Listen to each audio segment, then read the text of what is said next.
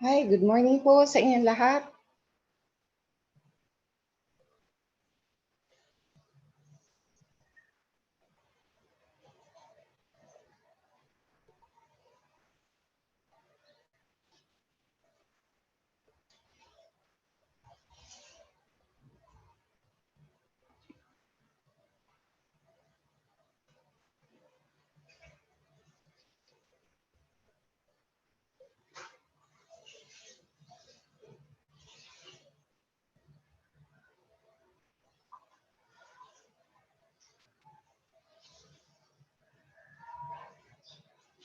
Hi, good morning po sa inyong lahat.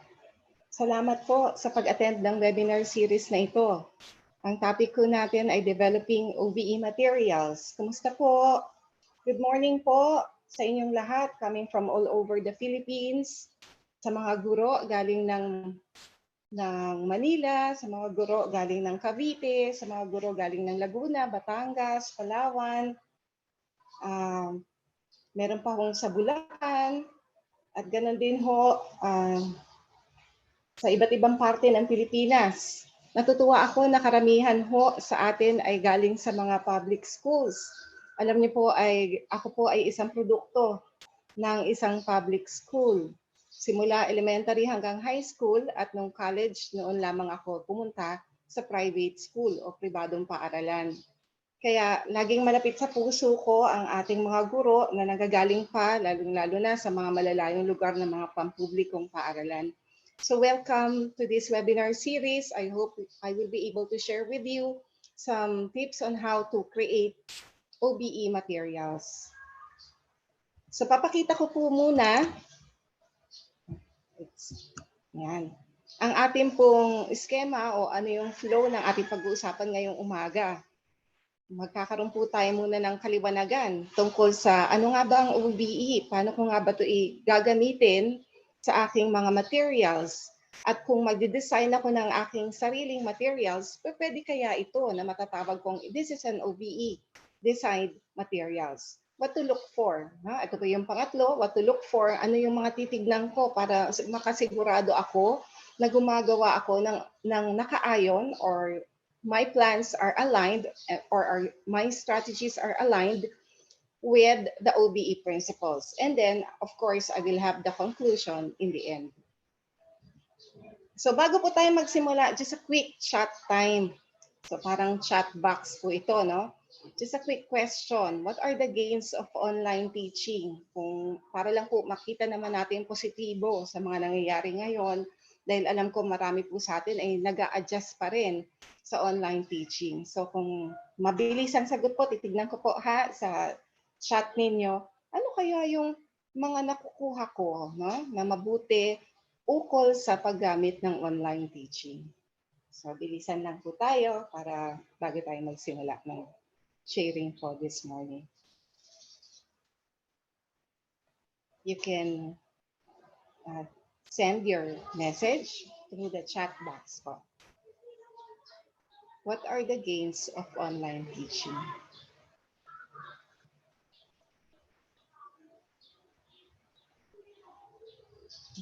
Sabi ni Miss Joyce Carbajal, flexibility in time. Sabi ni Miss Juana de la Cruz, students can work on their own pace. Tama po yun. Sabi ni Sir Levy, good morning po. Sabi ni Sir Jarl, ang bilis ha, ang daming sagot. Sige, tignan ko po isa-isa ha. Students can work on their own pace. Sabi naman ni Sir Jarl, learning in your safest zone. Wow, ganda. Sabi ni Miss Thea, more flexible time. Convenience, sabi ni Miss Crystal. Sabi ni Sir Eric, safety. At sabi ng iba, Sir Emmanuel, promotes innovation and flexibility. At sabi ni Miss Marites, learning safely. Maraming salamat po sa inyong mabilisang sagot. Napakarami nga po nating natututunan unti-unti. Isa nga ito ngayon, we're becoming more innovative. We choose to upgrade. We choose to retool because we know it's difficult when we teach remotely. No? Malayo po tayo sa ating mga estudyante. Kaya lalong kailangan maging mas creative tayo. alam niyo po, itong ginagawa natin ay talagang naaayon sa mga principles ng OBE or Outcomes-Based Education. Kaya po, welcome to this series. I'm so glad to have you with me today. This is more of sharing of what we know about outcomes-based education in order to be able to use this in our teaching online. So when we welcome our students, I think it's more than a word. It is something your students should feel when they are with you online. So yan po ang simula natin. Kasi unang-una, what you're doing is really admirable. Your attending webinar series means you'd like to manage better knowledge. No? And it starts with strategizing according to what you think are better priorities. So, sa paggagawa po natin ng pamamaraan ngayon para matuto pa at makapag-retool, makapag-upgrade, we're actually making the choice. We're making our priorities really clear and straight. We'd like learning to take place, whether it's an online learning or it's a face-to-face learning. Okay, according to Tucker, we should consider outcomes-based education as a process. So hindi po ito isang design na static. It's an ongoing process that should involve restructuring of the curriculum, the assessment, and even the practices in education.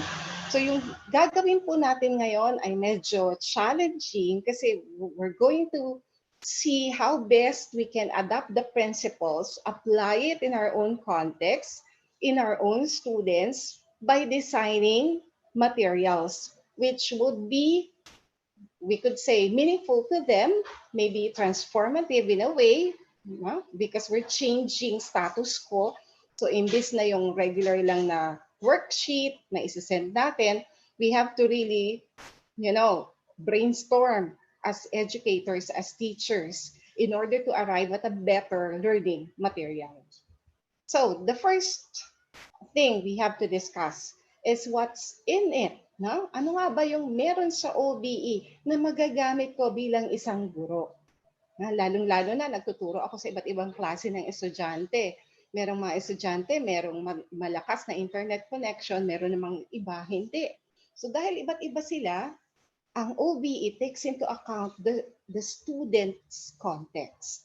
So una po yun na kailangan tandaan natin kasi OBE is an educational method that focuses on what students can actually do after they are taught.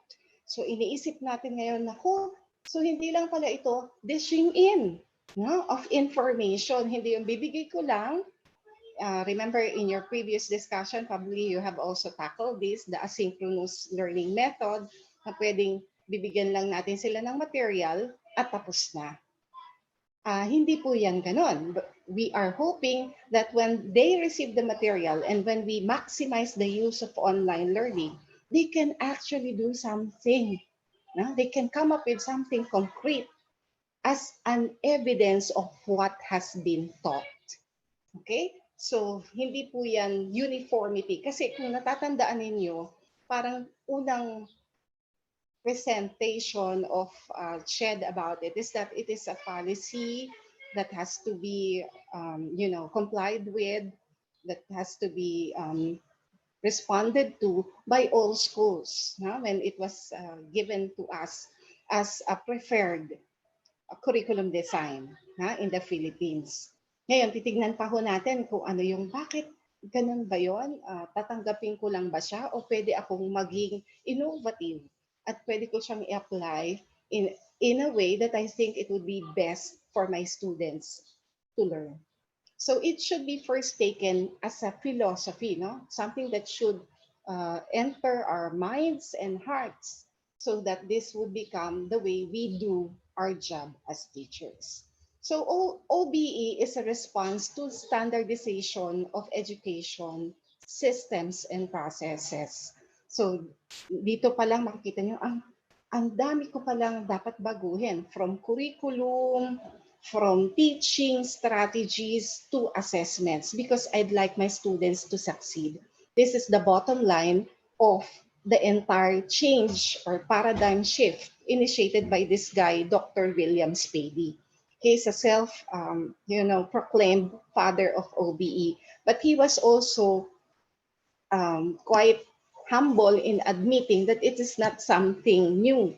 So maaring galing pa ito sa guilds in the 16th century at makikita nyo na ito ay pwedeng mag-evolve. So for him, first, it's important that we define what students are expected to learn, and then we can redesign the system so that we make sure that they have maximum opportunity to learn. Okay po? So, in other words, ang OBE, para lang po handa natin, bago tayo gumawa ng materials, hindi pwedeng gagawa lang ako and sporadically I give it because, that's a good idea. Yung ganun, kukuha ko sa isang source, gagamitin ko to, kasi sa tingin ko, it's a good idea. Oh, this something unique, that's innovative, that's kind of different from what I used to do. No, it should be grounded in a basic principle that outcomes-based education is learner-centered. So at the heart of all our preparations should be our student. Okay po? So in that way, we know that we are addressing the basic things they should, our students should feel when they meet us online. Ano ba yon? That they learn the, the easy way, yet interesting and engaging manner. Okay, ito yung isang caricature na natuwa ako kasi this is something that we might often overlook.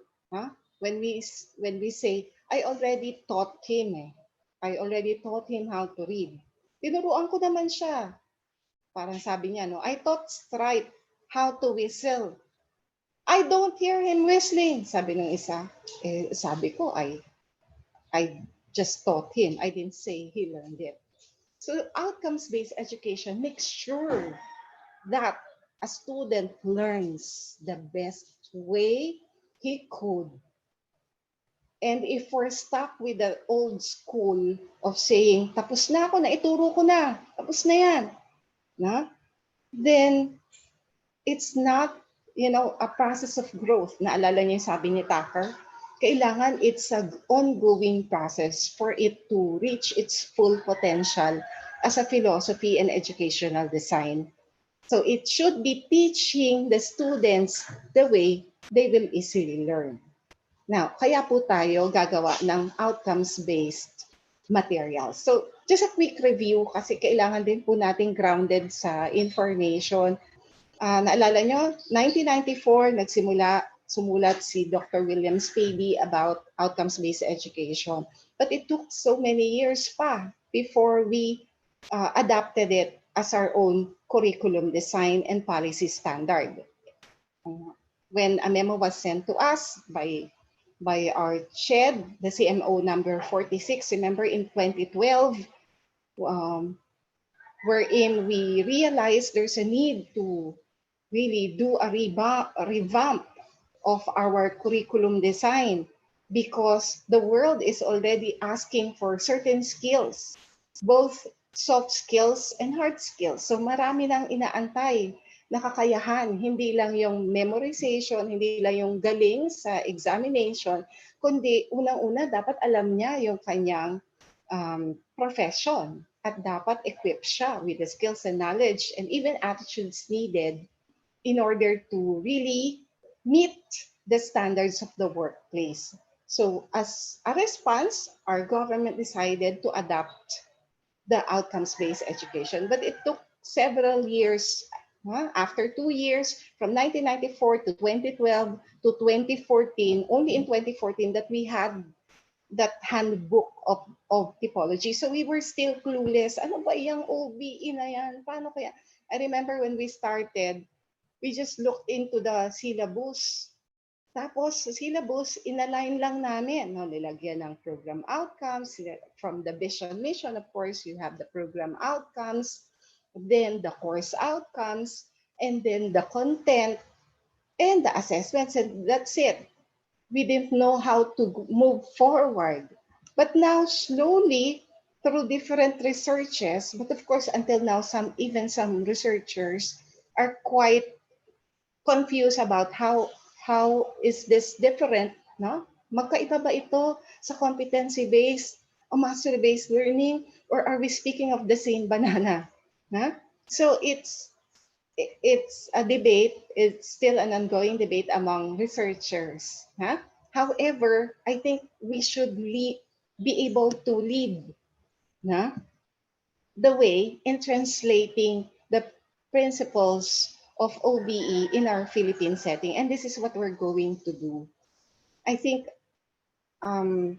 we have to be first clarified about the direction. So we're not just copying. Okay? Ang gusto natin, i-adapt ito sa ating settings, gawing makabuluhan yung outcomes-based education sa ating mga estudyante sa magitan ng pagbibigay ng mga konkretong actividades or activities that we could give our students so that they could really find that they are at the center. They could realize at the end of the day, grabe si ma'am, grabe si sir, they are really preparing well. Why? Because they care for us. They want us to succeed. So the realization should come from our students. Okay, so there are elements I'd like you to remember as we move forward in adapting OBE.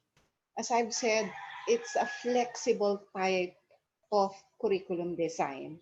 But remember that it should always be student-centered. So as a learning model, outcomes-based education starts by asking, una, tanungin natin, ano ba, no? Ano ba ang kayang i-demonstrate ng, ng estudyante na? In terms of mastery of a particular skill, knowledge, or behavior? Kailangan munang tignan natin, ano ba sa subject ko? Paano niya ba mapapakita yung kaukulang competency na dapat nakikita ng isang guro sa kanya? So this gives them right away a hint that they are at the center of all our activities in the learning process. So in the learning design process, in all the activities there may be in our classes, he is or she is at the center. Okay, second principle, dapat tandaan po natin, is clarity. Huh? It is clarity of focus. So lahat ng gagawin natin should be aligned with our learning outcomes. Kaya po kasama yan, ginamit nyo na po ang outcomes base if you have adapted it in 2013 or 2014, then you have an idea that outcomes or learning outcomes are anchored on the program outcomes. So kung ano yung na-design, na-isulat ng mga learning outcomes, dapat yun ang laging tinitignan habang tayo ay nagtuturo at saka nagbibigay ng assessments. Because we have been given the chance to really clearly spell it out ahead of time when we redesign our curricula. So yun po, dapat maliwanag sa atin so that our students know what are expected of them and they can also adjust their focus because some students are not that quick to capture what we'd like to let them understand or comprehend. So we have to make things very clearly understood by our students. I will show that to you later on. So the third principle is flexibility. So an outcomes-based education model must be flexible enough to adjust to a learner's strengths and weaknesses. So it is important because we provide learners enough time. Ito yung sinabi niyo kanina. No? Ito nga ang kagandahan ng online learning at OBE. Pwede mo silang pagsamahin because you're giving ample time to students to learn and comply with the requirements. To learn and to practice in order to attain fluency or proficiency. So sa online learning, hindi yan araw-araw natin silang inimit. No? Kung araw-araw po ang klase ninyo. Kaya nga ang mga principals, I think they are breaking their heads right now in order to find the appropriate schedule for their teachers to at least meet their students once a week. Sana po ganun ang takbo, no? ng mas karamihan. Pero ang tingin ko, kailangan po talagang ma-meet niyo sila at least once a week para makita nyo rin kung talagang naintindihan yung mga materials na binibigay ninyo at doon nyo rin magkakaroon ng interaction sa mga students. Napaka-importante ng eye contact sa students at napaka-importante din po na maabot natin kasi, for example, there are those who just sleep while reading the materials that we give out. Meron akong nabasang ganong comments. O kaya nag-lecture, pinanood, videotape yung lecture. Tapos, sabi niya, sige, tapos na, tulog na. So, nawawalan kasi ng interaction pag online learning. So, hindi tuloy nag-sink in, hindi siya pumapasok sa puso at isip talaga ng matagalan ng estudyante. Kahit nga sa anak ko, kailangan kong tanungin, ano ang naibigay na material sa inyo ni teacher? O pag-usapan natin sandali, anak ha, para tignan ko ako naintindihan mo. Pero hindi po natin maabot lahat ng magulang na masasabi nila na handa akong gawin yan. No? So we must really redesign our, I will say, our learning packets. Kaya mamaya yung sa developing materials, one suggestion is to really create learning packets. Mas bite-sized information would be better absorbed by students and the explanation would come through this synchronous type of teaching. Yung ngayon, katulad ngayon, nakaka-interact tayo kasi kahit paano meron kayong chat box, pwede kayong makipag-usap sa akin, lalo na mamaya sa question and answer portion. Pwede mag-exchange tayo ng ideas at nakikita natin, natututo tayo sa isa't isa. Samantalang ang estudyante, if it's just a one-way type of delivery, no, na ibigay lang natin yung materials, okay, nasagutan nila. Pero ang tanong, meron ba talaga nangyaring kaalaman? No? Was learning? No? Did it really take place? Okay, so flexibility is part of OBE principle. Please always hang on to this principle if we want to really progress in the way we implement OBE in the Philippine setting. All right. So, balikan ko lang po ito ha para medyo maintindihan din natin yung kaibahan. Kasi kahit yung mga nababasa kong materials, for example, yung mga nababasa kong literature, hindi lahat ay nagpapaliwanag tungkol dito. Kaya tignan po natin. So from mastery base, which was very common, remember from 80s to 90s, we were really focused on proficiency of the learner. And so we would have testing most often. Most of the time. Kaya nga nagkakaroon ng board exam, ng NCE, mga kasing edad ko po ba yung iba sa inyo. No? Dahil nga, we would like to know whether there was mastery or competency. All of the characteristics, ito yung mastery, no? Yung mas maliit. Adaptive to learner's needs, learner support is provided, and adequate time is also used to achieve proficiency. Now, yung competency is more than mastery. Kasi all characteristics of mastery-based education is there. Dapat merong way of measuring success, proficiency, fluency, etc. Yet at the same time, it adds one characteristic, and that is self-paced. Dapat mabigyan natin din ng mga activities, mabigyan ng assignment, kaya kung nagkaroon tayo ng mga ganon, activities, group work, collaborative spaces, so that they will have self-paced learning. And that's competency-based education. The outcomes-based encompass the two, because all of the characteristics should be in place. But one thing is added, understanding why proficiency matters. So isa po ito sa responsibilidad natin kung inadapt na natin ang outcomes-based education. Papaalam natin sa estudyante natin ano yung mga expectations natin sa kanila. At papakita natin as a grade 6 student, ito kasi yung level nyo na, so these are your expected competencies. Then you know why are these competencies needed? And then we have to explain. And I think this is beautiful, no? beautifully crafted by William Spady, because you cannot appreciate something which you do not understand. Di ba? Pag sa mga estudyante, ano kinalaman yan sa buhay ko? Ba't dinidiscuss yan ni ma'am? Ang sinasabi ni William Spady, ni Dr. William Spady, make them understand why you are teaching that particular lesson. What for? Para saan? Okay, so ito po yan. So all learning based on competency-based learning should be measurable. Kaya nga nagamit natin yung SMART, na mga outcomes. Then there should be rating system. Ginagamit po ba natin to? Kasi kung outcomes-based tayo, kahawig tayo ng competency-based learning.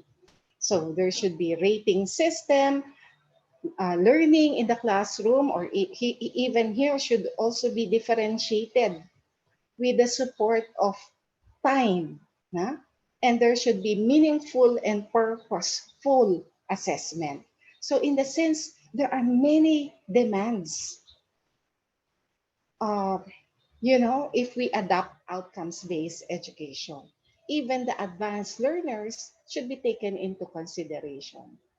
So what do we need to ask then if we are now preparing for materials? What do you want? No, these are the basic questions po para lang matandaan nyo. What do you want the students to learn? Babalikan nyo, learning outcomes, ang dami kong sinulat kasi kinopya ko. No? Kaya lang, ito ba talaga ang gusto ko? So yun po ang unang aalamin natin. Dito sa subject na ito, hanggang saan ba ako? Sa developing ba? Initiating pa lang? Ako ba yung grade 1, grade 2, grade 3? At lahat ng information, knowledge base would be given, but not spoon-fed, by the way, given to students.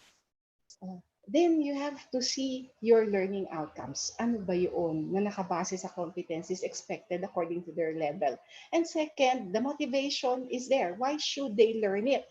Tatanong ko sa sarili ko, ano nga ba yun? Why should they learn it? So that I could be able to explain to them, to my students, why we are doing a particular activity or why we're holding this particular session. And third, how can I help my students in order to learn it? Kaya po magkakasama yung strategies, yung learning outcomes, strategies, and assessments, they go hand in hand. Hindi pwedeng mawala ang isa. Kasi sa huli, yun ang tatanong natin, how will you know? How will you know if your students learn it? Okay po? As I have said, it would require consistency. It would require alignment across desired outcomes, teaching and learning activities, and assessments and practices. Okay, so simply put, outcomes-based education is a flexible, student empowerment-oriented approach to learning. So mahaba yung discuss natin, pero ito pala yun. In summary, the meaning of outcomes-based education may be simplified to mean that it is a flexible student empowerment-oriented approach to learning. Now, what are we up against? Lagi naman pong may challenge bilang sa guro. Ito yun. Una, kailangan po nating magbigay ng ating time and energy to prepare. Ito po ay nakakabilib sa part nyo, no? Kasi since Monday, nag-start na po kayo ng webinar series at talagang nagbibigay kayo ng oras nyo para matuto.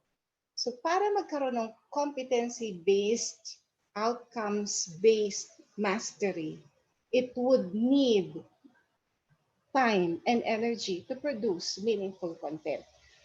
Okay po? Kailangan nating mag-devote talaga ng oras para gawin ang mga materials along with our learning packets. Then we have to construct reliable metrics for success. Ano nga ba yung success standards ko? Pangatlo, I should also give feedbacks to students. So ito po yung isang, pag marami kang sections na tinuturuan, minsan hindi mo na lahat nabibigyan ng feedbacks. Yung ilan-ilan na lang na, halimbawa sa mga estudyante. Dito po sa outcomes-based, isang challenge ito na gawin natin na regular feedbacks. Lalo na kung imimit lang naman natin sila synchronous, that means they're online at the same time that we're online and we meet like this in a webinar series, yeah, then we should be able to give feedback. This also allows interactivity in the class. Okay, another challenge. Ito po, pinaghahanda ko lang kayo bago ko ipakita yung some examples of OBE materials. Disruption, para din handa po tayo. Na such a shift would really sometimes be disruptive. Meron pagkakataon na ito, mau-offline kasi hindi maganda yung internet. Pwedeng hindi rin sila handa sa discussion. Kasi kung nag-attend po kayo sa previous seminar ko, pinaalalahanan ko sila na sa remote teaching, sa ganitong klaseng pagtuturo, titignan mo muna kung handa ba sa content ang estudyante mo bago ka dumiretso. Kung hindi sila handa, it's OB kasi it's always student-centered eh. So you always look for the readiness of your participants, of your students in the learning process for it to be really, meaningful, purposeful encounter. Okay? So, tignan nyo lang po ito, just a quick way of presenting it. There should be harmony, alignment between the three, the LO, the learning outcomes, the activities, and the assessment. Now, kung maliwanag po ito, just to assure us, hindi naman puro pagod lang ang pupuntahan natin. Hindi lang po puro energy consuming lahat ng gagawin natin. Alam niyo po kung siseryosohin natin yung outcomes-based education, ang mga estudyante po natin ay magiging analytical at creative. Ito po yung isang nakita ng pag-aaral. They'll be able to achieve the higher order thinking skills like being problem solvers, more critical of what they're doing, and therefore they could become more effective communicators. Dahil nga, kinagamit natin yung tatlong elements na sinabi ko sa inyo. No? Student-centered, flexibility, and of course, ability to adapt to our students. So they will know how to collect, gather, and organize information and conduct research. They will be more aware of their responsibilities to the environment and the people around them. So ito po yung expectation natin. Through OBE, we will have active learners. It could be an immersive learning. Sila mismo gugustuhin nilang matuto. At there could be a possibility of collaborative learning when we give them tasks. Okay? So, we will now go to planning. Ito na po, designing the OBE materials. We plan the resources. Kailangan po nito. So the first thing is revisiting and organizing your learning outcomes. Meron po kasi, I also browsed over the MELC of DepEd, and I found out there are still too many content. And the learning outcomes are also a lot. In a remote teaching, we are supposed to collapse related, na? Yung related lessons should be collapsed into one to allow us time and also focus, allow us to achieve the OBE element of being focused, clarity of focus in terms of the content that we're giving our students. So, hindi po yan paramihan ng learning outcomes. Titignan niyo po, ano yung makakaya ko given this situation. This is an emergency situation. We're dealing with a health crisis. And some students would come to class or would just submit materials without really appreciating the materials that we give. Or they would come to class, we'll have an online session like this, and they're preoccupied with something else. So make sure that the learning outcomes are actually based on the content that we also would like our students to understand in order to acquire the skills and later on be able to act them out, no? Magawa nila, concretize them. No? So make sure that the learning outcomes are really aligned with what we are teaching and how we are teaching. So if there are too many learning outcomes, that means we're kind of dispersed about the whole idea of the learning. Huh? Parang iniisip natin, kaya ko to, magagawa ko to. Pero considering time, considering contact hours with them right now, baka pwede mo pang i-collapse yung related topics. So you would be able to really give them meaningful learning materials. Okay, that's one. Second, determine how best to help students. So titignan mo, ano ba yung kailangan nilang competencies and how will I be able to help them. So when I craft, for example, the learning materials, I will always look at how the students would receive the learning materials. At the back of my head, for example, I would think of how students would respond if they would receive these materials and how they would be able to be guided in the learning process. So you're not just going to think of marking them. That's why you're giving out materials. Ito po yung weakness ng isang guro na, ay, kailangan ko silang bigyan ng materials para may ma-count ako, mag-gradean ko, at may masubmit ako na grades pagka-submission na. Bila isang guro, yun ang isang hahanapin sa akin. Pero it really entails a paradigm shift na I care for my student. I'd like the student to succeed. So I am not only giving this material in order for me to get, you know, how how they're faring in my class and therefore grade them according to their performance using these materials, but rather of how these materials could facilitate, matutulungan ang pag-aaral ng ating mga estudyante. Third, I really would thank you for elementary teachers and even for senior high school. Go for creating learning packets. Learning packets are simpler.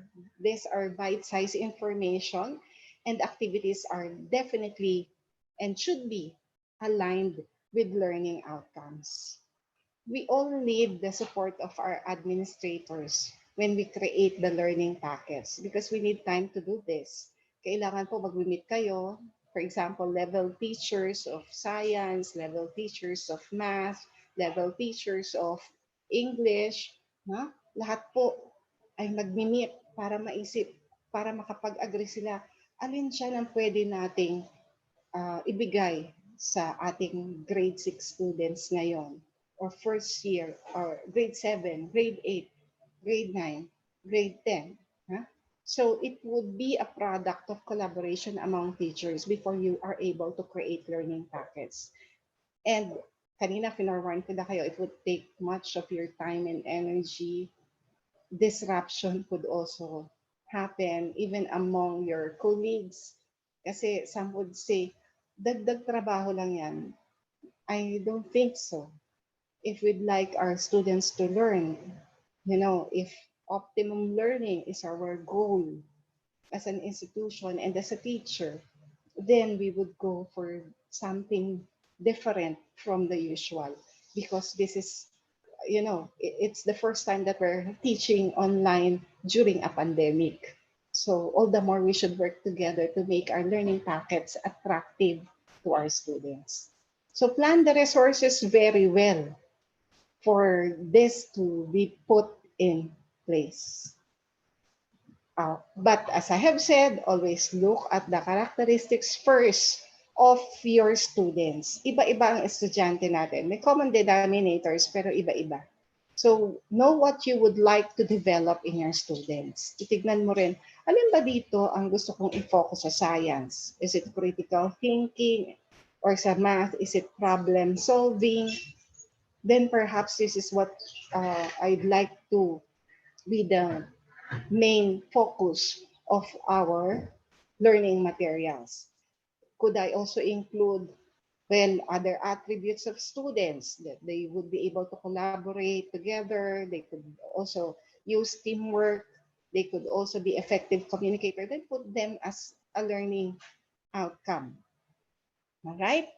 So let's not downplay the importance of you, dear teachers. Alam niyo po, nang nag-iisip ako ng paano ba, ano ba yung mga materials na pwede kong i-share sa inyo, iniisip ko yung mga teachers na ang possibility of downloading online app would be so slim, no? Kasi nga, ang dami pang gagawin, daming mga requirements sa DepEd, ang dami naming na-attendan ng mga webinars sa requirement for upgrading. At nakakalimutan natin na ikaw mismo, you're a resource. Ha? You're an important resource. The human resources, lahat ng teachers, are the most important assets, no, in an institution. So kahit tayo, no, very creative. Alam niyo, isa sa bilib na bilib po ako sa mga public school teachers ay yung paggawa nila nung estudyante po ako sa VMAPA High School. Yung paggawa nila ng mga materials, yung mga Manila papers, yung mga strips of papers, na lalo na pagka may visitor sa classroom na isang superintendent, handang-handa, talaga makikita mo, naka-ready lahat ng materials meron. At napakabilib po ako sa ganong creativity ng teachers, given the materials, no? Very limited materials, resources that they have, and they still manage to come up with creative materials. So please don't downplay your role as faculty. Ito muna, bago ko ipakita yung trabaho, kasi ipakita ko ho yung examples na pwede nyo i-replicate sa inyong mga classrooms. Okay, so an important resource is the faculty. But we should always make it a point that what we do, how we teach, how we assess, are aligned with our learning outcomes. Yun po ang constructive alignment. So, ulitin ko po, sa paggawa ng learning packets or learning activities din po, kailangan na ka-align yung learning outcomes, learning activities at strategies at assessment. So magkakaugnay sila. Hindi yung assessment kinuha ko sa ibang libro, yung learning activities kinuha ko. Kailangan babalik ako lagi sa aking mga gustong ma-achieve ng estudyante. At gagawa ako kahit original po iyon. Gagawa ako ng learning activity. Okay, so these are example of learning outcomes for grade 7. So these are very basic. Huh? Identify the most frequently encountered endings for nouns, adjectives, and verbs in English, as well as some of more complicated points of grammar, such as aspect of the verb. Then another outcome is read basic material relating to current affairs using appropriate reference works where necessary. And third, make themselves understood in basic everyday communicative situations. So pakita ko lang po sa inyo ang sample na, ayan, na learning packet using publisher. Kasi nilipat ko po yung isang learning outcome para magamit ko sa ibibigay na learning packet.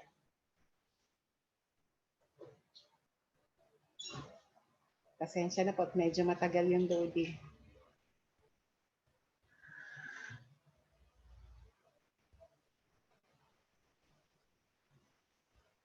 Ayan. Ito pong publisher ay kasama sa Microsoft. Kung hindi niyo po ito napapansin, nasa dulo po ito kadalasan. Inisip ko po yung magagamit ninyong kasi nga kung mga apps na bago, malamang matagal bago makagawa kayo ng learning packets. Pero kung ito, available po siya basta gumagamit kayo ng Microsoft. Okay po? So, dito po, makakagawa ka na ng booklet ng hindi ganong kahirap. Kaya yung mismong subject, nilagay ko lang po. So I will just show you quickly no, kung paano. So dito sa pane, window pane, titignan nyo po kung gagawa kayo ng bago, pwedeng new. At makakapili po kayo ng design. Yung sa akin po, ang ginawa ko ay booklet form na kaagad ang pinili ko. So nandito po yung pwedeng empty. Mamaya, titignan niyo po kung pwedeng blank o pwedeng templated. So meron din pong mga templates available online. Pangalawa po ay nilagyan ko siya ng design. Pwede kayong mag-insert. Ito po yon. Insert. Pwede po dyan ng pictures. Kinuha ko po, nag-insert ako ng pictures kaya pumasok itong picture ng mga bata. Tapos, naglagay po ako ng font.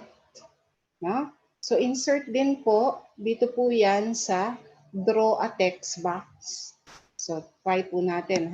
Ulitin ko lang para makita ninyo. At dyan, pwede kayong maglagay ng inyong title ng inyong course.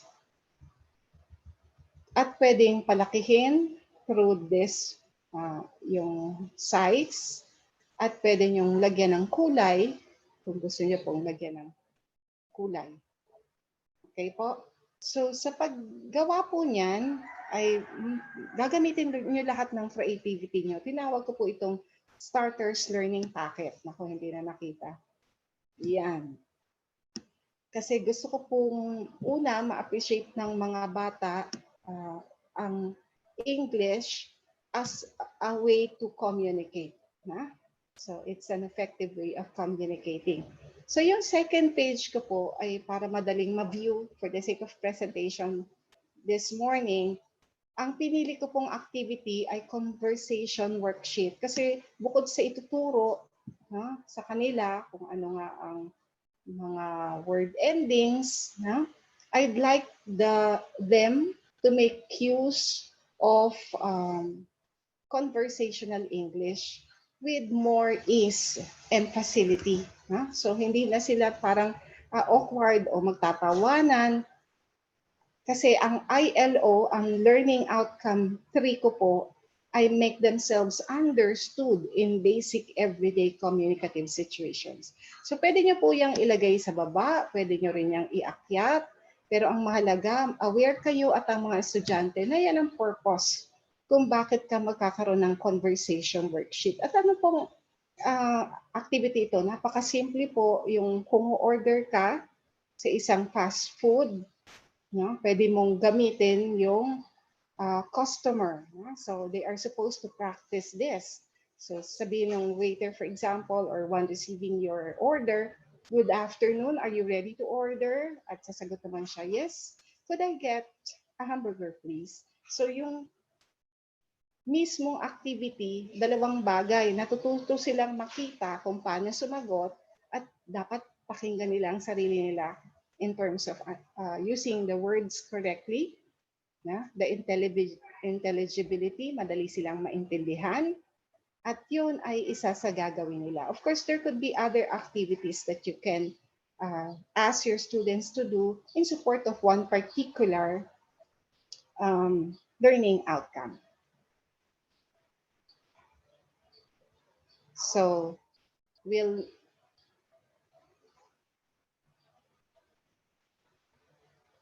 go back to some other things to remember. So what do I look for?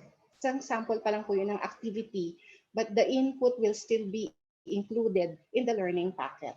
So learning outcomes should be the focus of what you are doing. It sets the focus of the learning targets for the week. Hindi po dapat mawala yon sa kahit anong materials na ibibigay natin. Number 2, we have to choose the activity that is aligned with your learning outcome. Katulad po nun, sabi, they should be able to use conversation more effectively, or another way to put it, no? So I chose the conversation worksheet so that they would first understand how to talk more fluently to somebody who receives our order. No? And make ourselves understood using basic language. So included in your learning package should be the learning strategies. Now, another example is this, no? The word meanings could be included. So the terms they use may also be checked with regard to understanding of the definition of the terms. So para alam din nila if they use, for example, is it a difficult term? Is it an easy term? Then you have a way of checking if they understood it or not. So number 3 is summarize the activity in a paragraph. Later on, I will show you another example of how to do it. And fourth, again, do the constructive alignment. Ang isang activity after receiving the learning material back from our student, then we see whether they capture the essential learnings that we'd like to focus on through that learning material. Okay, this is again another example that you can also include it in the learning packet, writing some idioms. Remember the terms what's up, yeah? Very simple terms are also idiomatic terms. All right, until it became more, we could say, more complex in the sense that it could mean other things more than what it is basically presents. It basically presents. Okay, so second activity that you can also make use of, ito sa physics, I just browse an online source kasi in outcomes-based education, they should also have a hands-on activities. So ano po yun? They should be online and do things independently. So I chose this because this is something interesting. It's named that Motion Interactive, which is available here. Ito po yung website. So first, I check on the learning outcomes of physics. So this is it. Tinignan ko muna yung learning outcomes. So the learning outcomes of the students, that they should be able to explain the role of frame of reference in motion. Second, differentiate speed, velocity, acceleration, average, and instantaneous velocity. At dahil mahirap po yan, makapture ka agad, lalo na kung tinatamad yung estudyante, yung hands-on activities would do much good. Okay po? So ito yung source, nasa ibaba. At ito yung instruction. And there, if they enter the website, they are led to this activity named that motion. So we're responding to we're aligned with the learning outcomes because they're now going to understand acceleration and motion in their own way at their own pace. So you just set the schedule, no? And until when that they could access this website for free. Wala pong bayad yan. So kahit sila magbalik-balik para i-review nila at maintindihan nila yung the concept of velocity and acceleration, they could go back to it. And I tried it. It's also fun kasi yung sasakyan, no, makikita nyo, nagbo-move siya. And they should be able to identify these motions. Okay? Another example, kasi I like us to also have time for questions. So allow me to move forward. Another example that I'd like to share with you is for theology. It's a learning packet that we have designed for our senior high school. We're still working on it. Hindi po madali talagang mag-design kasi yun nga, babalikan ko ano bang topics ang pwede ko nang i-collapse para mas mabigyan ko ng diin yung mga mas importante na content. So dito po, by the way, I'm from San Beda College, Alabang. So we are preparing really for the online learning. So what we're going to do is first to find out the essential learning. Ano pa yung dapat kong ituro? In the theology subject of senior high school, we'd like them to understand the preferential option for the poor. Okay, so in light of the Catholic social teachings. So kung yun ang focus ng isang guro, kailangan muna isettle yung essential learning. Ano ba yung dapat muna nilang maintindihan? So sa akin, napaka-importante na maintindihan nila na ang dignity ng tao ay hindi dahil sa status, hindi rin dahil sa fame, no, or popularity. Kasi yung mga bata, madaling ma-confuse yan, lalo na sa senior high school. Ay, hindi ako pinapansin, so maliit lang yung number ng followers ko o konti ang number ng followers ko o kaya ay konti ang likes na nare-receive ko, ay siguro hindi na ako mahalaga. Kaya nagkakaroon ng depression yung mga bata. Kaya sa akin, sa isang theo subject, napaka-importante to define first, what are they supposed to learn? Now, the heart of this subject is this. So I will give materials to enable them to capture the essential learning. Okay po, kaya doon po magsisimula sa source of the dignity of the human person. So I have explained here that the source of the dignity of the human person is the truth that a man and woman are created in the image and likeness of God. And the church believes that all are important in the eyes of God, regardless of their status, achievement, etc. Na? Color even. Na? And so from there, from the essential learning that is aligned to the outcomes, ayan po, ayan ang mga outcomes. So identify the causes of poverty in the country. Uphold, protect, and defend the dignity of the human person is another learning outcome. Explain the Christian duty to care for the poor and the marginalized. And I can prepare now the lesson strategies based on the lesson focus. All right? So yan po, may human experience. Mag-a-agree pa po kami dyan ng mga teachers kung ano yung human experience na more appropriate sa level nila. Tapos yung content, andito na po yan, sinama na sa learning packet. Yung mga dapat na matandaan ng mga bata. And of course, when we teach it in the class, pandagdag lang po ito para ma-deepen nila yung discussion points in the class, in a synchronous learning session. So papa-emphasize po natin sa kanila na there are people who are considered unwanted because they are poor. But these are actually people who are just deprived of opportunities. So yun po, kasi may mga wrong notions na ang kabataan ngayon na pag mahirap ka, tamad. Pag mayaman ka. No, it doesn't necessarily follow. Kaya pag sinasabi nila na ang mga mahihirap ay tamad kasi yan, illiterate kasi yan, ayun ay kaagad na dapat ma-check ng isang theology teacher.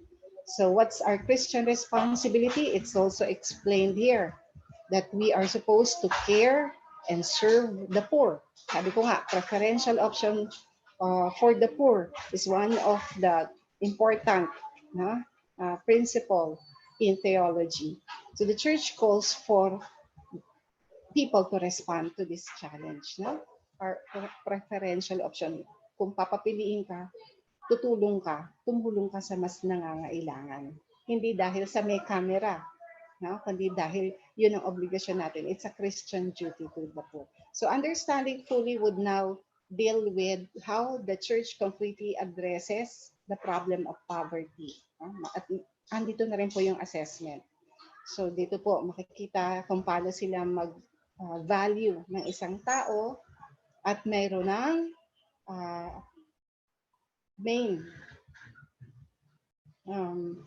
main assessment po ay it's a summative assessment which is writing a 2-page analysis of the root cause of poverty, and the rubrics are also provided. So lalabas lang po ako dito sa... So nakita niyo po, isang learning session pa lang po iyon. Marami pa tayong learning session. So bibilangin po dapat ang kada week na learning session natin sa ating mga estudyante, depende sa subject na tinuturo natin, bago natin magawa ang learning packets. So next, it's, remember the threefold OBE design. So learning outcomes, learning content and strategies, and assessment. So pangatlo po, kailangan makagawa ng rubrics. Hindi po tayo nagbibigay ng materials ng walang rubrics kung tayo ay outcomes-based education, design curriculum ang ina-adapt. So a well-designed rubric consists of clear definitions of each characteristic to be assessed for a given learning outcome. Dapat meron po tayong definition. Ano ba itong criterion na ito? There should be a clear definition of for a given learning outcome. Then there should be clear descriptions of the different levels of achievement. So yun pong dalawa hindi mawawala. Kasi the rubrics establish criteria. They can help make our assessment more transparent, consistent, and objective. we'd like to do away with subjective evaluation of our students. Of course, meron lagi yon. Hindi naman po nawawala na meron tayong perception of our students if they are participative or not. But when we create, lalo na ngayon, no, it's a remote teaching, it's so difficult to really see how they react, how they comply with the requirements. So we need to really exercise diligently the duty of assessing our students. So this is just one example. Pwede nyo pong gayahin o pwede rin ninyong gumawa kayo ng sarili. So in a mass journal rubric, the criteria are computation, label, visual representation, explanation, and neatness. So yun po ang hinahanap ng isang guro. So a rubric is a scoring scale. Lalagyan mo ng scores or it could be estimate of scores that they could achieve from 0 to 3, halimbawa. Pero in this particular, I think this is a formative assessment, kaya 2 points lang. It's just a way of testing if they were able to understand the exercise in mathematics. So ganun po, gagawa kayo ng descriptor based on the criteria or standards you set. Another example of the rubric is this, the group process and participation rubric. So what do you look for when they have collaborative work? Pag may pinapagawa po kayo, kung gagamit po kayo ng LMS or Learning Management System, you would have the chance of collaborative session. So pwede nyong pagawa sa kanila at nakikita nyo sila. If we have strong internet connection, you will be able also to supervise them while they do the activity. So what are the criteria?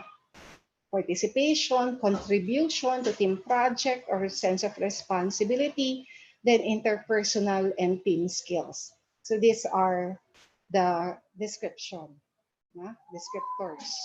Yan po. Marami po niyang available, lalo na ngayon ang DepEd handang-handa na po, no? So meron pong mga pre-designed rubrics na pwede niyong pagkuhaan. Pero again, the teachers are in control even of the materials and the assessment rubrics that you have. So kung makita mo na this is not going to be tested, this is not going to be evident in this activity, then remove that criterion. Okay po? So rubric for written reflection, you have criteria such as content, organization, format, or grammar.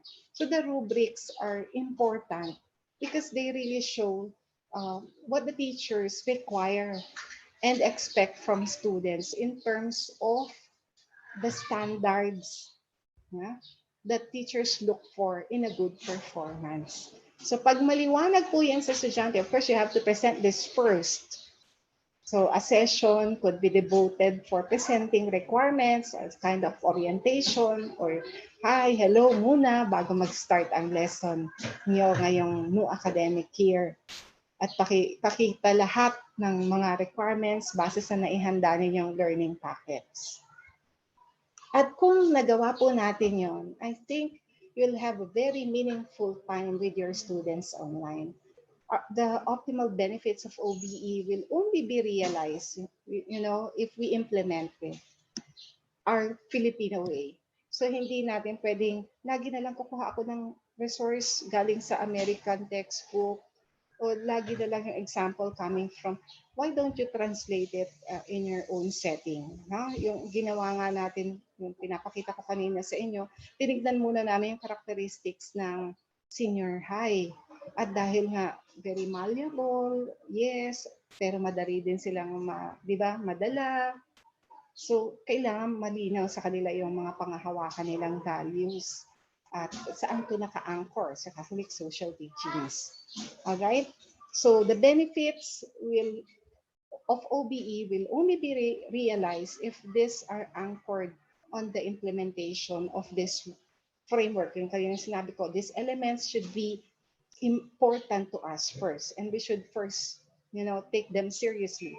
That our learning should be student-centered. Our learning situations online should be student-centered, flexible in its form. And everything in the educational process and systems should be based on outcomes. So yun, kung anong kaya ng batang magawa after taking the course, yun ang babalik at balikan ko. Pag hindi ko yun ma-achieve, then hindi na natutunan, then I have been amiss in my responsibility. So outcomes which also extend beyond academics and should reflect real life attributes. So lalo na po ang mga kabataan natin na kailangan ng guidance natin, lalong importante yung how we craft our learning packet. Sana may mga values din, hindi lang po yung content. Because these are deemed pivotal among students to graduate from schools, lalo na kung galing sa Catholic schools, so that they could integrate this later on in their life. Okay, so then finally, we must expose the true to form purpose of OBE, which transcends teaching within the confines of the classroom to remote or distance teaching more effectively using teacher-made resources. So kaya nyo po maging creative, kaya nyo maging innovative. It only takes really time, energy, preparation, and of course, meeting with our fellow teachers, our colleagues, so that we can really deliver a more effective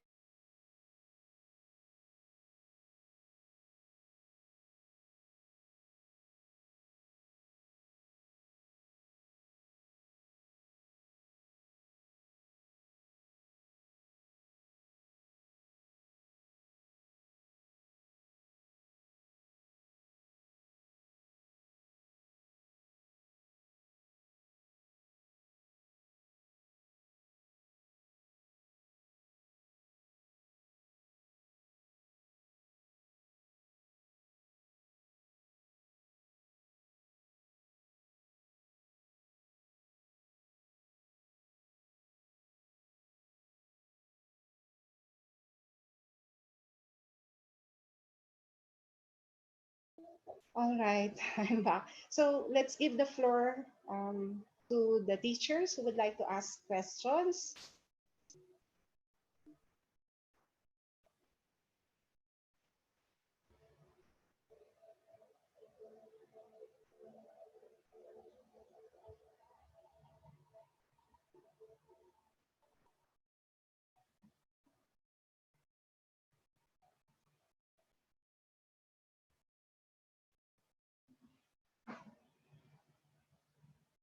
Hello, baka po gusto niyong magtanong para po masagot po natin ang inyong, ayan, masagot po natin ang inyong mga tanong. Thank you very much. Thank you very much, dear teachers, for paying attention, for listening attentively in today's session.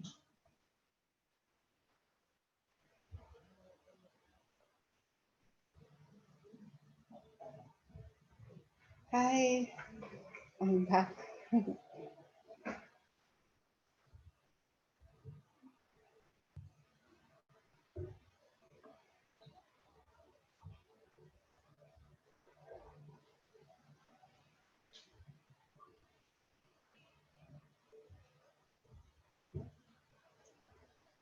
Please show us the publisher demonstration. I'll give a copy po.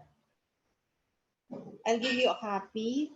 I hope there will be another session kasi nga outcomes-based education cannot just be given by just providing materials. We also need to be grounded on the principles so we can adjust it to these principles. So this should be aligned. How will we have an accurate assessment that would really test their knowledge and not their parents? Ma'am, is it John Ray? Yes, a question from John Ray. Number one po, ang preschool talagang kailangan ng assistance ng parents. They cannot be independent learners yet, because that's their stage of development. But the parents should be informed about transitioning also to a facilitator or mentor role and not doing the tasks, no, all the tasks by the parent, no? So papaliwanag po natin sa magulang na ang task nila, kaya nga po ang pinaka-ideal is really to set first an orientation. If you're handling preschool especially, set an orientation like this. It's a webinar series, a kind of orientation with your parents, and tell them that they are also going to transition to a role of being a teacher. So if they are going to teach their kids, because we're not with them most of the time now that it's a remote teaching, malayo po tayo, and we're only going to meet them, no, given the opportunities, no, and the conditions, we're going to meet them once a week. Pero kung hindi po, ang role ng teacher ay mas nagiging role ng parent. Kaya po, we need the orientation to tell them that yes, they may assist their children, but not to the point that they do everything all by themselves. Na? Hindi ang magulang ang gagawa ng trabaho ng student. So they can be there beside the child to guide learning, but they also allow the child, for example, to write the answers by themselves. The child may ask questions, and then the writing or the answering of the questions or activities would be done by the child. Yun po ang o-orient nyo sa inyong mga magulang. Ngayon, sa atin naman po, bilang mag-judge ng kanilang performance, kung naisulat nga ng maayos yung letters, for example, yung alphabet, then you should have rubrics. Alright? So, ano ba ang mga criteria mo ng well-written alphabet? Ilalagay mo po yan sa iyong rubric so that you have a guide in scoring the performance of the child. Hindi yung nakita ko lang, o sige, pwede na yan. I'll give him 2 points, I'll give him 5 points, I'll give him 10 points. Nakahanda na po yan. Kaya sa learning packets, kahit po yung inyong assessment or rubric, assessment criteria or rubric, naka-indicate po dapat doon sa learning packets. At magagawa nyo po yan kung either ang gagamitin nyo ay publisher ay Word. So dalawa po ang pinakita ko kanina. Ang publisher, napakadaling i-print. Kasi ipiprint mo lang as booklet, lalabas na siya na parang booklet. Na? Basta maayos ang pagka-layout mo. Ganun na po siya. I-guide na lang syempre sa pag-print out. Pero naka-format na siya. Kung gusto mo naman na parang brochure, available na rin po sa publisher na application.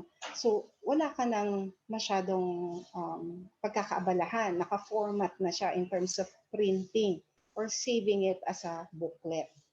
Okay, let's answer. Ma'am, sana nasagot ko. Sir John Ray Aguirre, nasagot ko po ba? Salamat po. So sa grade school, ganun din po. Kailangan yung mag-orient ng magulang na hindi sila ang sasagot. Actually, karanasan ko po yan sa aking grade 6 na anak. No? Isa sa mga performance tasks na ginawa niya ay yung fermentation. So yung process ay siya talaga, no? Kasi ang ginawa ko, mag-research ka muna kung ano yung recipe, bibili ni mama, no? Tapos, lahat ng mga paki-research mo rin ano yung process of fermenting a mango. Then, pag-aralan mo anak, then tutulungan kita, pero ikaw ang gagawa. So, ganun po. It's a guidance necessitated by this mode of delivery. Wala po tayong magagawa na tungkol dito kasi malamang at napakalaking chances po na ang magulang ang nakaagapay kasi nga hindi tayo available, so sila yung nakaagapay sa kanilang mga anak. And of course, the achievers would always want to be on top of the class, at the top of the class, di ba? So gusto nila mag-excel, kaya they would do their utmost to meet the expectations of the teachers. Hi, sir. To what extent is outcomes Kay Miss Maricel po muna. How if po hindi cooperative ang bata mag-participate? Ma'am, kailangan nating bigyan ng chance na kasi it's a success-driven delivery ang OVE. So, titignan ko ang mga signs, of course, no, when we have sessions with our students in the synchronous sessions, you get to have a feel of the different characteristics of your students. If they would not want to participate, then ask them why. Then set another task. At dito po pumapasok yung differentiated learning approach or personalized learning approach in the use of outcomes-based education. Hindi po lahat ay maaring the same ang needs. Kaya yung formative assessments would again go handy. Tignan mo rin ano ba yung mga kahinaan at kalakasan ng iyong estudyante. Sana nasagot ko ang tanong mo, Miss Maricel. Sir Principes, bakit? Ang cute naman ng name. To what extent is outcomes-based education effective? You know, it is effective because you get the students' attention, number one, because they see that they are the center of the entire learning process. Number two, it is effective in the sense that you see, of course, it's different if it's a face-to-face interaction kasi right now it's a virtual learning that takes place now. And so even the way you would assess, for example, an experiment, if it's done by a representative of the class in a session like this, some things may be missed out, details may be overlooked, but it is still, it is still effective in the sense that you are able to gather them and work on a particular project. If they understand why they are learning such a skill, a knowledge, all right, a content, kailangan po kasi maintindihan muna nila. And if it's well understood by everyone, you would be able to get them on board eh. Yung ganun po ba, yung attend sila sa klase mo because they feel there's something new that you offer. And by that effort that we expend in doing all these preparations, for example, in the learning packets, they would feel compelled to really participate because they see changes in the way we deliver our lessons. At yung newness of the materials, kaya nga po hindi maganda yung kopya-kopya lang sa textbook. Kasi yung textbook ginawa na iba maaari ang context ng estudyante nung gumawa. Pero ikaw, pag ginamit mo ngayon, remember, you're the most important resource. Ikaw ang guro eh, hawak mo yung sitwasyon. So, kung makikita mo at nakikita nila ang kahalagahan ng iyong lesson, by itself, it is an effective encounter. It's an effective learning session because they get to also realize mom is taking much effort, sir is taking much effort to give us the materials that we need. And at the same time, deliver the content through asynchronous learning. So I cannot but also do my part. Okay? So ano pong apps ang magandang gagamitin ma'am para makita ang output ng learners aside sa publisher? Marami pong apps available online. Pero yung karamihan po would give free and then would charge. So I would still go for basic ones. You make use of PowerPoint presentations, but use it creatively. You may use, for example, creative use of Word, creative use of the publisher. There are designs, posters available. I forget the other one. I checked it out one time, but later on, I'll just give you a list of other web apps, which I can share with you for you to check out on. Kahoot can be used in terms of seeing right away performance of a student, gumagamit po ba kayo ng Kahoot? Doon po kasi automatic when they play the game, you get the score. And it's saved in your desktop. Ganun siya kabilis. Ganun din ang Google Classroom. If you would give materials in Google Classroom, you would also get to assess right away their performance, and even the scores that you give are recorded. Marami po. Ang importante, you know why you are using these apps. Okay po? So that's clarity of focus. Why do I use this app? What for? What does it supplement in my learning discussion? May I go? Thank you, sir. May I go to the next, Miss Christine Joy? Due to our situation now, we will have flexible learning or blended learning. Could DepEd have another curriculum for OBE? Flexible learning allows or a possibility for face-to-face learning. So, ibig sabihin yan, or blended learning, nag-expect tayo na when the vaccine is available, we can have a regular class session with our students, a face-to-face session with still a practice of physical distancing. But at the rate of what's going on right now, I think it will still take time before it takes place. So we're now limited to a single mode of delivery, and that's online learning. Ngayon, doon po sa online, it could be asynchronous or synchronous, meaning you can have a session like this, a live session, or a pre-videotaped session with your students. But that would deprive your students of, opportunity to also interact. Pag videotape po kasi, ikaw lang. Then you talk and deliver the lesson, and they will have to listen to your lecture, and that's it. So you have no way of assessing whether they're paying attention to everything that you are teaching or not. Kaya po, dito, we're trying to make use of outcomes-based principles to make your online learning more engaging.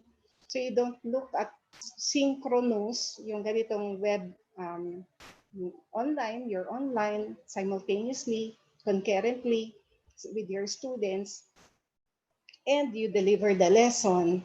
That could be one.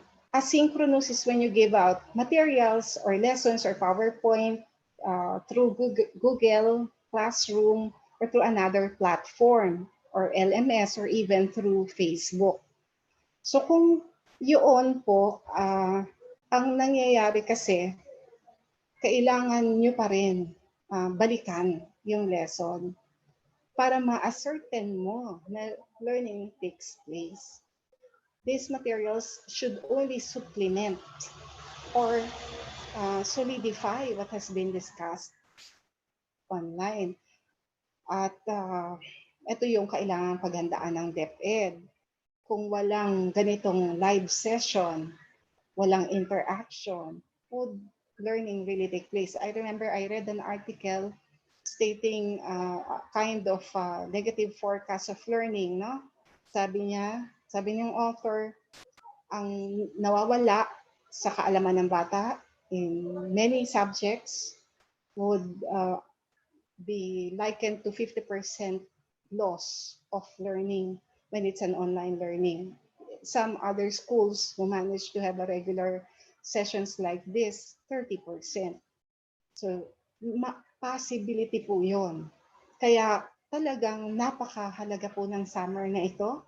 Paghandaan nyo, paano ko ba i-emphasize yung talagang non-negotiable learnings sa aking klase, sa aking materials. Na? And they will also feel that they are engaged in the learning process, even if they're holding the materials only. So ma'am, sana na nasagot ko po na DepEd is also grappling with the situation right now. And I think they are doing their best. Thanks to our Secretary Briones. I see her as really somebody who thinks of the poor. Kasi there's always an economic divide. Ito po yung hindi mawawala. Sa online learning, malamang ang makaka-attend ng klase natin ay yung may strong internet connection. Pero wala po tayo kasing other option. Ito po yung single mode of delivery that may be useful at this time and may be possible at this time just to prevent the transmission of the disease. Ayan, Miss Lisel, paano po ma'am na may magulang na country dito sa amin? Kaya po, isa rin yan sa kailangang pag-isipan ng DepEd. Kasi yung house-to-house visit and the use of TV network to teach, for example, the basics, English, math, and science for elementary should also be considered by DepEd. So halimbawa po, katulad nito, no, may webinar series, yun naman, channel network, halimbawa, government network will have lessons specifically for levels, na? Different grade levels. And when it's shown, everybody in the Department of Education and the teachers in public schools should know so that they could inform their parents and the students. Dapat yun handa na po sa June pa lang, end of June, para ma-announce na po ng mga teachers kung saan available yung mga lessons na yun. Kasi nga, posibilidad talaga na may hindi nakakabasa. Thank you very much for your question, Ms. Lisel. Sir John. Yes, ma'am, thank you. Follow up. Parents really prepared to help in their teaching. Kasi madalas sa katwiran trabaho yan ng teacher. Kaya po napaka-importante ng ating orientation. Papaliwanag po natin na remote teaching is not possible. It's not the only possible, only locus of learning. Sa bahay din po, pwede silang matuto. At kaya kung sila ay tutulungan tayo, partner tayo ng magulang, tutulungan po, alam nila yung role nila na magta-transition din sila ng role from being a regular parent to a teacher, paghahandaan po dapat nila. At tayo rin po pwedeng magbigay ng formation session sa ating mga magulang kasi mas madalas po silang kasama ngayon ng kanilang anak kung talaga mag-online learning. Thank you very much, Sir John, sa tanong. Next, Audric. Hi, Audric. Pwede po ba problem sets po sa math? Oo naman. Kasama po yan, lalo na kung math ang tinuturo ninyo. Mas maganda po na gagawa ka rin ng mga problems na related sa ating situation right now para maintindihan nila, no? Kung ilan na ang nabigyan, for example, sa Muntinlupa, ng relief goods, kung ganito ang population nila, nagiging makabuluhan yung ginagawa nila. At the same time, ano pa sila, updated sa current events, ano na nangyayari, ano na news. Ganun po, binababa natin yung application ng OBES, where student-focused, student success-driven, but at the same time, we also take into the context. Remember, it's also part of my conclusion, real-life situation should also be included in an OBE setup. Okay, thank you, Sir Audrey. Kumusta regards? Sir Emmanuel, under the OBE paradigm, can the students, especially when done as group effort, compel their teachers to modify the intended assessments? Nako, we cannot compel the teachers, but we can enter into dialogue. Kaya po kailangan, bago nyo ibigay ang performance task, na-discuss nyo yan sa inyong estudyante. Sa orientation po, ideally po, i-meet nyo talaga sila ng ganito, synchronous. Magkakasabay na mag-online at nandyan kayo, nakikita nyo sila at pinag-uusapan nyo lahat ng requirements sa class ninyo. Kasama po sa orientation ay kung paano sila i-assess. So yung rubrics po, introduce nyo na rin para alam nila at walang violent reaction after the work has been done. Pinakamasaklap po yan na pagka natapos yung activity, ay tsaka na sabihin, ma'am, baguhin na lang ninyo yung inyong rubric kasi hindi namin maabot yun. Dapat prior to the activity, nakapag-dialogue na kayo. Bargaining the content of the quiz, you're on top of the situation as a teacher. Make sure that you're on top of the situation. Kasama po yan sa classroom management. Kaya yung bargaining of the content of the quiz should not really happen. You know the competencies you expect your students to demonstrate at the end of the day, na? So kung napag-usapan nyo na yan sa classroom pa lang, I think wala na pong negative reaction coming from students.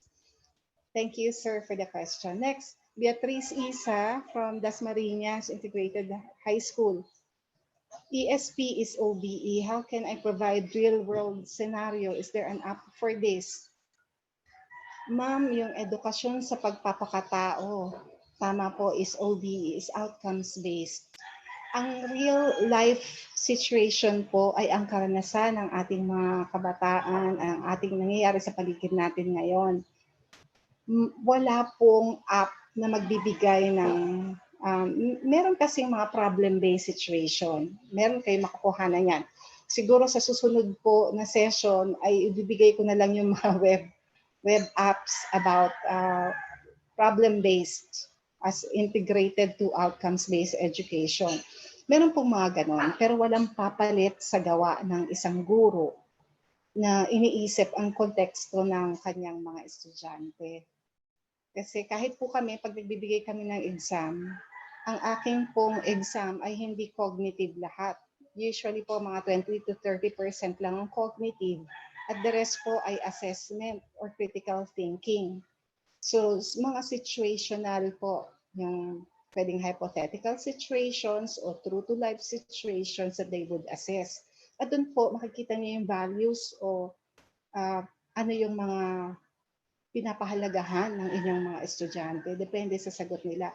Yung options po, A, B, C, D sa multiple test type, multiple choice test type, ay nanggagaling sa guro.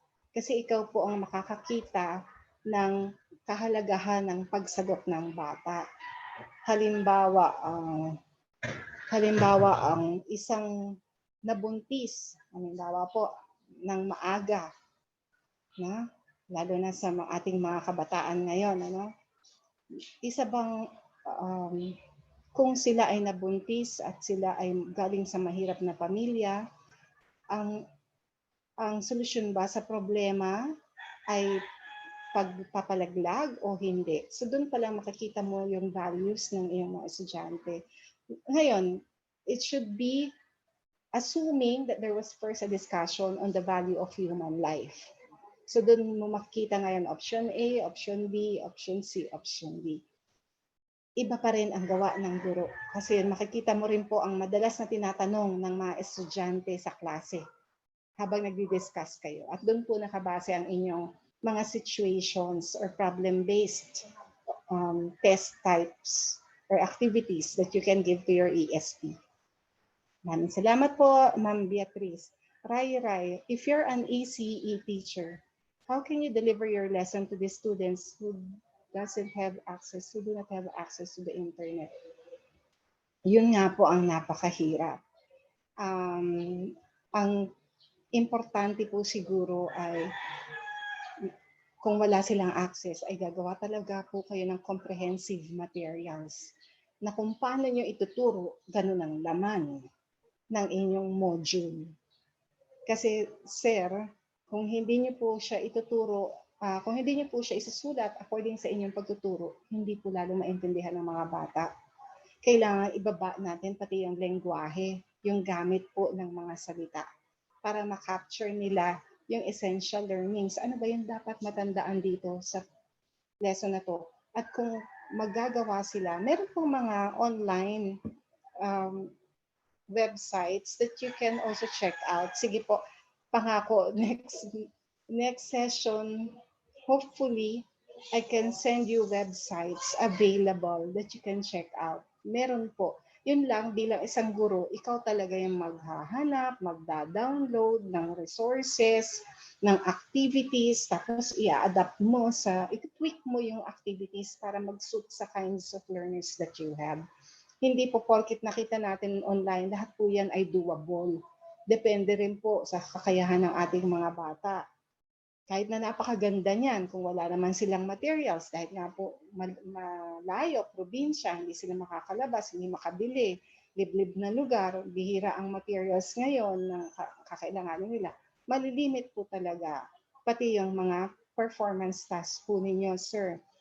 Kaya Materials, modules would help a lot, but the way you design the modules must be according to the context of your students. Number two, language use should be simplest. Basic rule po yan din ng curriculum. Kasi sa curriculum design po, nag-work din po ako bilang curriculum designer or curriculum coach. Kaya isa po yan sa sinasabi natin, in emergency situations like this, you're constrained to the minimum learning, most essential learning competencies. Yun po yung sabi nga din sa research, no, nabanggit ko kanina, dahil may probability na you lose 50% of opportunity of learning, the students will lose 50% of opportunity to learn because of the difficulty of online learning. Sana nasagot ko pa yung tanong, Sir Rai. And Sir, Miss Irene, as po, need po ng mga bata na may Gmail sila, so kailangan sila mandaya ng age para magkaroon ng account kung gagamit ng tools sa online teaching. Kung bata po, opo, nangyayari po yan. Kung hindi naman po, halimbawa, middle grade school, of course, okay na po yun. Pero yung maliliit na mga bata po ay kailangan itaas ng konti ang kanilang edad para ma-access nila yung tools, online tools available. Yung iba naman po, meron din naman pong iba na tumatanggap. Anyway, I'll give you a list of website, not necessarily Gmail, kasi yung Gmail po talaga would ask for their age before they're able to have an email. Pero sa iba kasing learning platform, they could still access materials even if they are kinder pupils. But again, with the cost, kung gagamit ka na regularly. Kung free, mas maganda talagang i-design na lang ni teacher at i-send through Facebook. Even Facebook yata would need age, limit, would accept members of age already. So from how old? 8, 9 years old or 10 years old before they're allowed to use Facebook. Okay, sana po nasagot ko ang inyong mga tanong. Miss Joy, how do we deliver virtual OBE lessons to learners with special needs? Nako, mahirap po pag with special needs. I think for special needs, it would not be through modules, but through lessons like this. Okay po? Kasi virtual, you would be able to see their behaviors and adapt.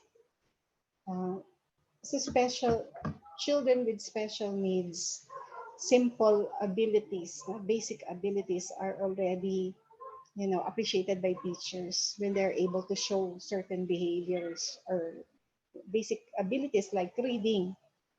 May nakausap nga po ako isang guro noon na SPED teacher at sabi niya ma-pronounce lang ng tama yung salita. Naku, ang saya-saya ko na kasi yun nga, merong mga iba't ibang levels, difficulties ang mga children with special needs.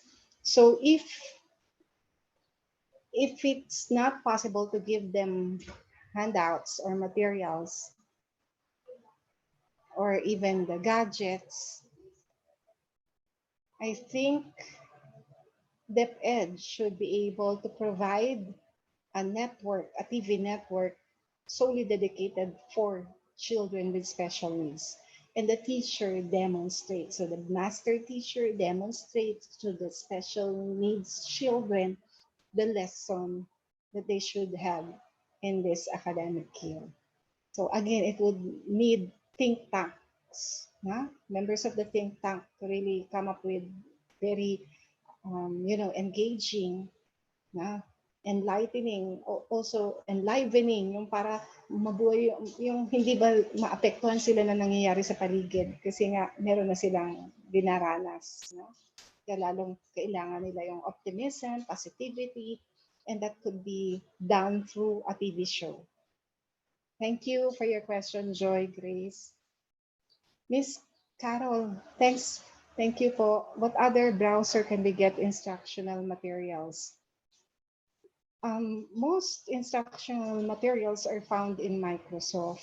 If you have iPad, there are also available apps, um, through other web sources.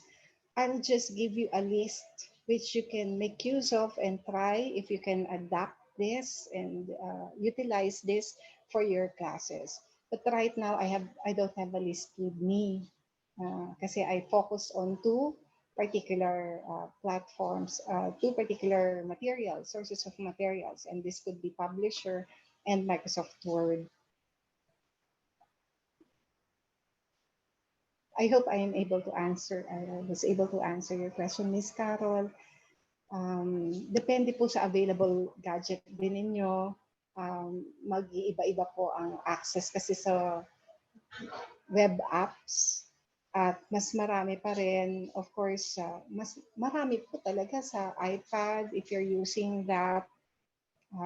If you're using Microsoft, there are a lot of resources available online. Okay po.